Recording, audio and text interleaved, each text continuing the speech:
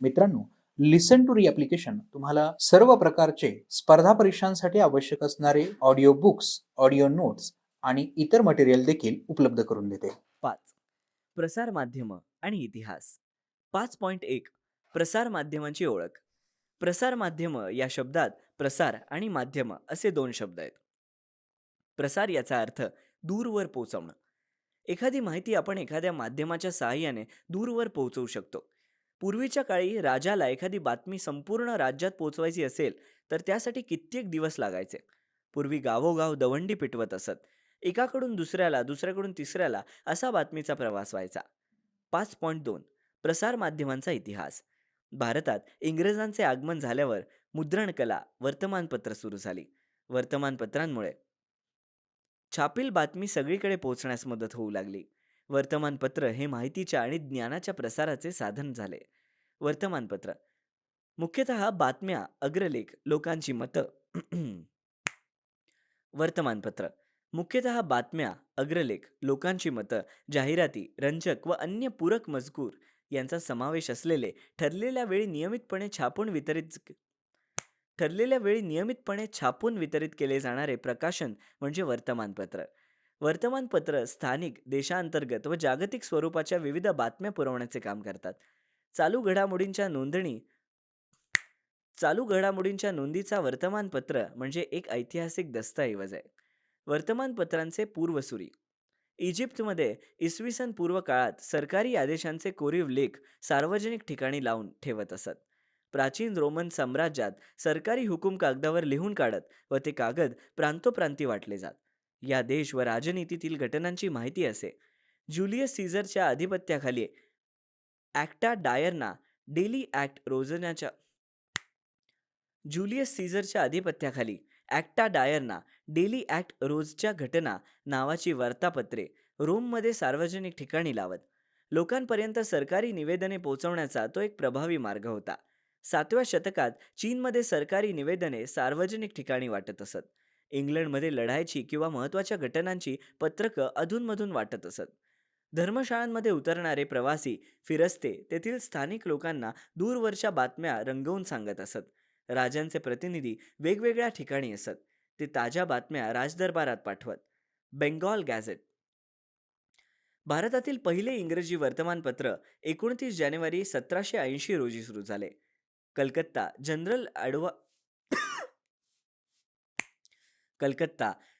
Advertiser किंवा Bengal gadget या नावाने ते ओळखले जाते. जेम्स ऑगस्ट हिकी या आयरिश व्यक्तीने ते सुरू केले. दर्पण हे पत्र 1832 साली मुंबईत सुरू झाले. बाळशास्त्री जांभेकर हे दर्पणचे संपादक होते. यादी करा. स्वातंत्र्यपूर्व काळातील काही प्रमुख नेते व त्यांनी सुरू केलेली वर्तमानपत्र यांची यादी नक्की करा. दर्पणच्या अंकातील बातम्यांमधून आपणास राजकीय, आर्थिक, सामाजिक आणि सांस्कृतिक इतिहास सापडतो. उदाहरणार्थ 1. कंपनी सरकारच्या 3 इलाख्यातील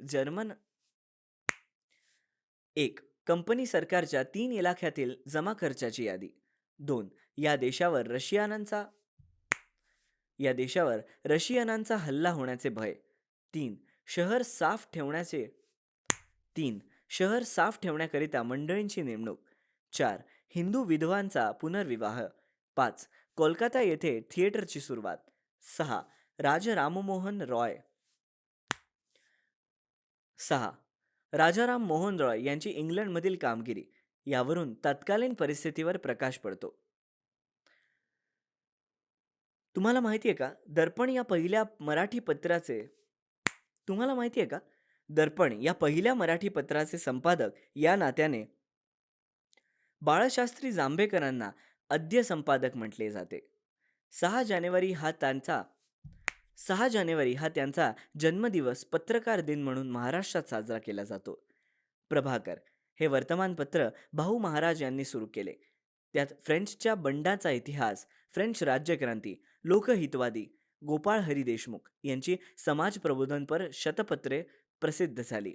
आमचे असेच ऑडिओ लेक्चर ऐकत राहण्यासाठी तुम्ही या ऑडिओसोबतच्या लिंकवर क्लिक करून प्ले स्टोअरवरून आपले ॲप्लिकेशन डाउनलोड करू शकता.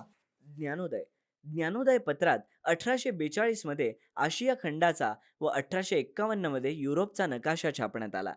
मराठी वर्तमानपत्रात पहिले चित्र छापण्याचा मान ज्ञानोदयाकडे जातो. विजेच्या सहाय्याने बातमी पोहोचवण्याचे यंत्र म्हणजे टेलिग्राफ 1852 पासून सुरू झाल्याची माहिती ज्ञानोदयमधून मिळते. भारतात प्रथम रेल्वे सुरू झाली त्याची बातमी ज्ञानोदयमध्ये चाक्या म्हसोबा चाक्या म्हसोबा शीर्षकांतर्गत भारतात प्रथम रेल्वे सुरू झाली त्याची बातमी ज्ञानोदयमध्ये चाक्या म्हसोबा शीर्षकाअंतर्गत छापून आली. 1857च्या संघर्षाच्या बातम्या या वर्तमानपत्रात छापल्या होत्या.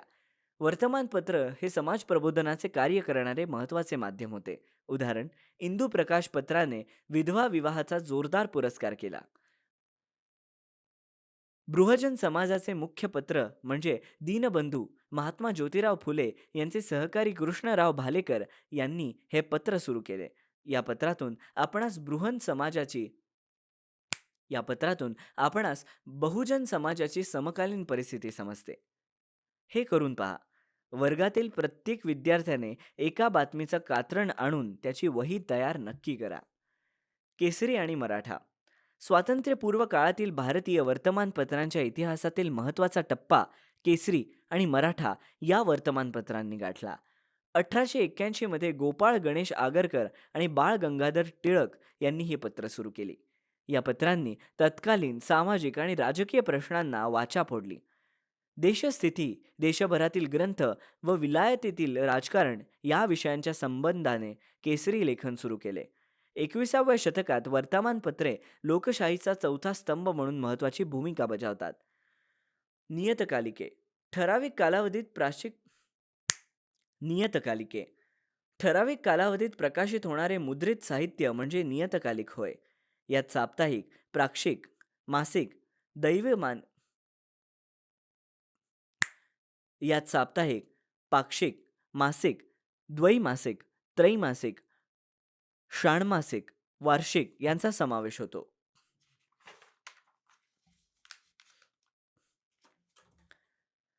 याखेरीज अनियतकालिक हाही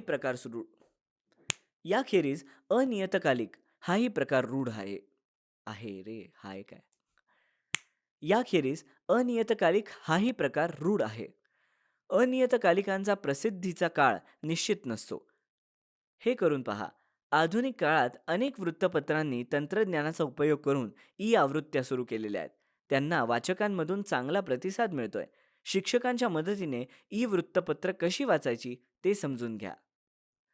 बाळशास्त्री जांभेकर यांनी मराठी भाषेतील पहिले मासिक दिग्दर्शन सुरू केले. नियतकालिकांचा विचार करायचा झाल्यास प्रगती 1929 साप्ताहिक महत्त्वाचे आहे. त्याचे संपादक त्र्यंबक शंकर शेजवलकर हे होते. त्यांनी प्रगतीमधून इतिहासशास्त्र, महाराष्ट्राचा इतिहास आणि सामाजिक चळवळी इत्यादी विविध विषयांवर विपुल लेखन केले. आधुनिक काळात भारतीय इतिहासाशी संबंधित अनेक नियतकालिके निघत आहेत. उदाहरणार्थ, मराठी भाषेतील भारतीय इतिहास आणि संस्कृती, मराठवाडा इतिहास परिषद पत्रिका इत्यादी. चला शोधूया. वरील उदाहरणांव्यतिरिक्त महाराष्ट्र केंद्र पातळीवर इतिहास संशोधनाशी निगडीत असणाऱ्या संस्था किंवा विद्यापीठ मराठी, हिंदी आणि इंग्रजी भाषेत नियतकालिक प्रकाशित करतात. आंतरजालाच्या सहाय्याने त्यांचा शोध नक्की घ्या. वेब पत्रकारिता. अत्याधुनिक नियतकालिकांमध्ये वेब पत्रकारिता प्रकारात प्रसिद्ध होणाऱ्या नियतकालिकांचा समावेश होतो. यामध्येही इतिहास हा प्राधान्याचा विषय असतो. Web news portals, social media, web channels, YouTube यावर इंग्रजी आणि भारतीय भाषांमधून वाचक आणि प्रेक्षकांसाठी मजकूर उपलब्ध करून दिला जातो. आकाशवाणी. स्वातंत्र्यपूर्व कालखंडात 1924 मध्ये इंडियन ब्रॉडकास्टिंग कंपनी IBC या नावाने दर दिवशी कार्यक्रमांचे प्रसारण करणारे एक खाजगी रेडिओ केंद्र सुरू झाले. नंतर ब्रिटिश सरकारने याच कंपनीचे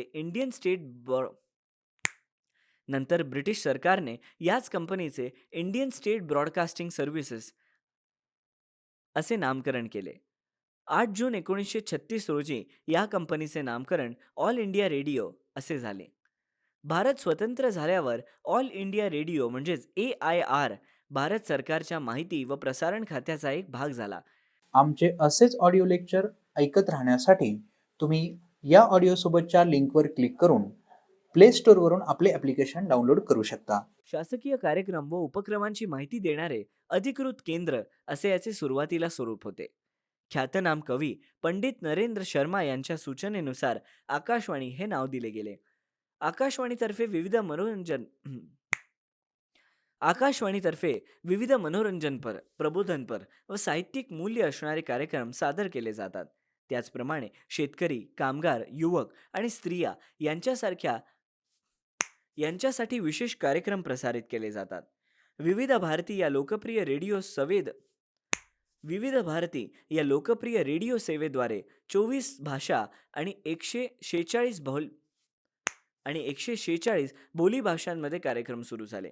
अलीकडच्या काळात खासगी रेडिओ सेवा सुरू झाल्यात. उदाहरणार्थ रेडिओ मिर्ची. तुम्हाला माहिती आहे का 23 जुलै तुम्हाला माहिती आहे का 23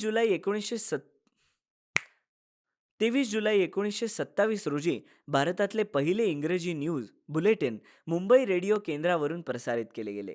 त्यानंतर कोलकात्यावरून बंगाली बातम्या सुरू झाल्या.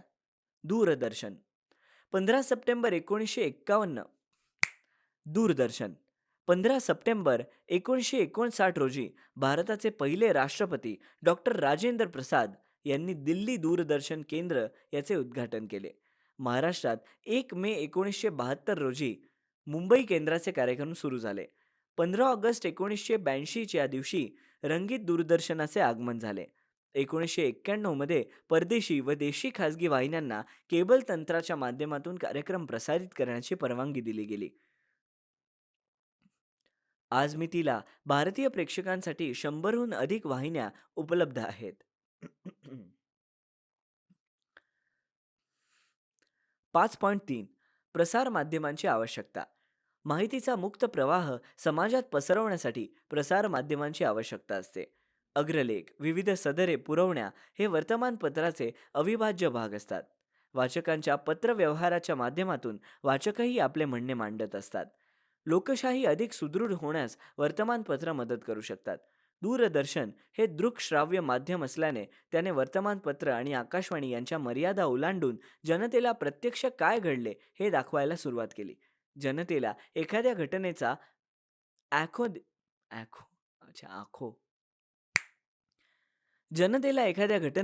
आखो देखा हाल पाहण्यासाठी दूरदर्शनला पर्याय नाही. 5.4 प्रसार माध्यमांद्वारे मिळणाऱ्या माहितीचे चिकित्सक आकलन. प्रसारमाध्यमांद्वारे मिळणाऱ्या माहितीचे चिकित्सक आकलन करून घ्यावे लागते.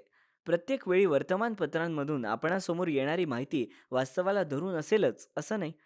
आपणास ती तपासून घ्यावीच लागते. अनधिकृत बातमी प्रसिद्ध होण्याचे एक जगप्रसिद्ध उदाहरण आहे. स्टर्न नावाच्या एका जर्मन साप्ताहिकाने ॲडॉल्फ हिटलरच्या हस्ताक्षरातील अनेक रोजनिशी विकत घेतल्या आणि त्या इतर प्रकाशक कंपन्यांना विकल्या. हिटलरच्या या तथाकथित हस्तलिखित रोजनिशी मिळाल्याची बातमी प्रसिद्ध झाली, परंतु त्या रोजनिशा नकली असल्याचे सिद्ध झाले. यामुळे प्रसार माध्यमांमधून मिळणारी माहिती वापरताना काळजी नक्कीच घ्यावी लागते. 5.5 संबंधित व्यावसायिक क्षेत्र. वर्तमानपत्रांना रोजच्या रोज ताज्या बातम्या वाचकांपर्यंत पोहोचवायच्या असतात. हे काम करत असताना बातमीमागची बातमी सांगावी लागते. अशावेळी वर्तमानपत्रांना इतिहासाची गरज पडते.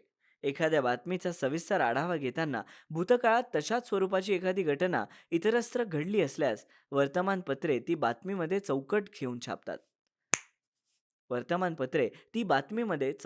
छापतात.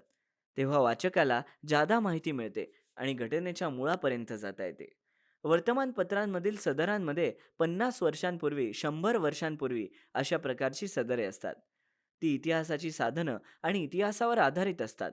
या प्रकारच्या सदरांमधून आपणास भूतकाळातील आर्थिक, सामाजिक, राजकीय, ऐतिहासिक घटना समजतात. भूतकाळाच्या पार्श्वभूमीवर वर्तमान कळण्यास मदत होते.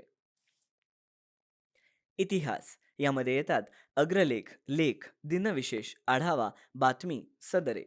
आमचे असेच ऑडिओ लेक्चर ऐकत राहण्यासाठी तुम्ही या ऑडिओसोबतच्या लिंकवर क्लिक करून प्ले स्टोअरवरून आपले ॲप्लिकेशन डाउनलोड करू शकता. वर्तमानपत्रांना विशेष प्रसंगी पुरवण्या किंवा विशेषांक काढावे लागतात. उदाहरणार्थ 1914 मध्ये पहिले महायुद्ध सुरू झाले. त्याला 2014 मध्ये 100 वर्ष पूर्ण झाली. त्या युद्धाचा सर्वकष त्या युद्धाचा सर्वंकष आढावा घेणारी पुरवणी काढताना त्या घटनेचा इतिहास माहिती असावा लागतो.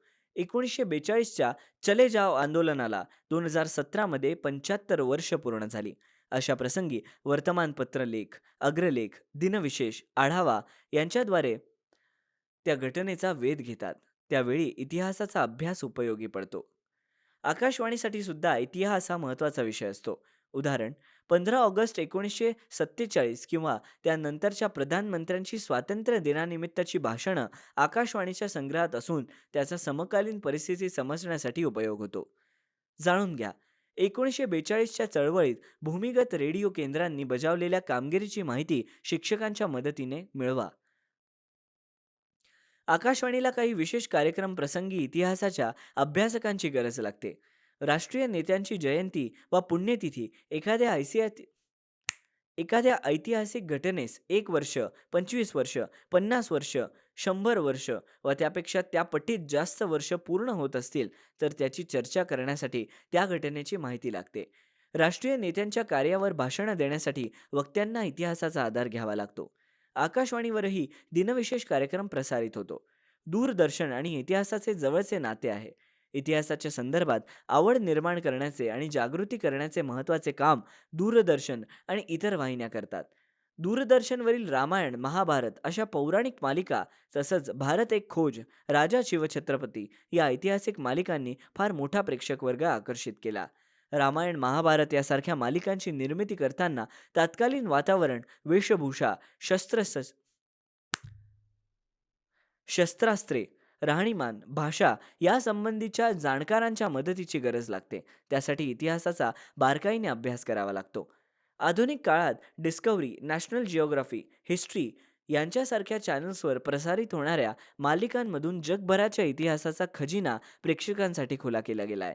त्याद्वारे लोक जगाचा इतिहास आणि भूगोल घर बसल्या जाणून घेऊ शकतात.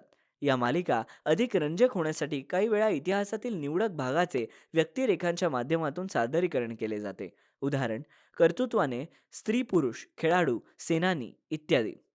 त्याखेरीज वास्तू, किल्ले, साम्राज्यांचे उदयास्त इतकेच नव्हे तर पाककलेच्या इतिहासावरील मालिकाही लोक उत्सुकतेने नक्कीच पाहतात. वरील सर्वत्र क्षेत्रांसाठी इतिहासाच्या सखोल अभ्यासाची गरज असते. जाणून घ्या, भारताच्या प्राचीन ते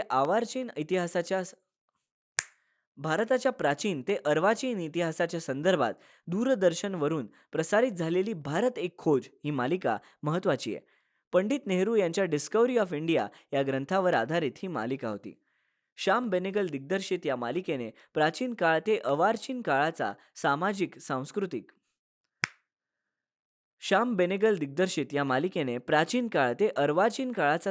सांस्कृतिक आणि राजकीय इतिहास मांडला. सखोल संशोधन आणि सादरीकरण या पातळीवर ही मालिका सरस ठरली. हडप्पा संस्कृती, वैदिक काळ, रामायण महाभारताचा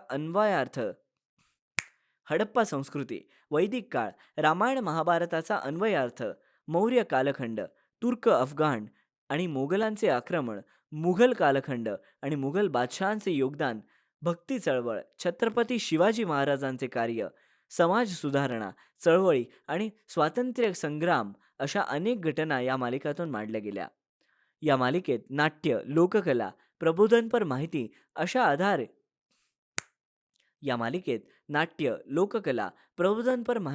अशा आधार घेत नेहरूंच्या रूपातील कलावंत रोशन सेठ प्रास्ताविक व अन्वयार्थ सांगत असत. नेहरूंचा इतिहासाकडे बघण्याचा दृष्टिकोन आणि त्याचे प्रभावी सादरीकरण यामुळे ही मालिका संपूर्ण भारतभर वाखाणली गेली. लिसन टू री ॲप्लिकेशन तुम्हाला सर्व स्पर्धा परीक्षांसाठी आवश्यक असणारी ऑडिओ नोट्स, ऑडिओ बुक्स आणि इतर मटेरियल देखील उपलब्ध करून देते. चला तर मित्रांनो, भेटूयात पुढच्या लेक्चरमध्ये. तोपर्यंत धन्यवाद.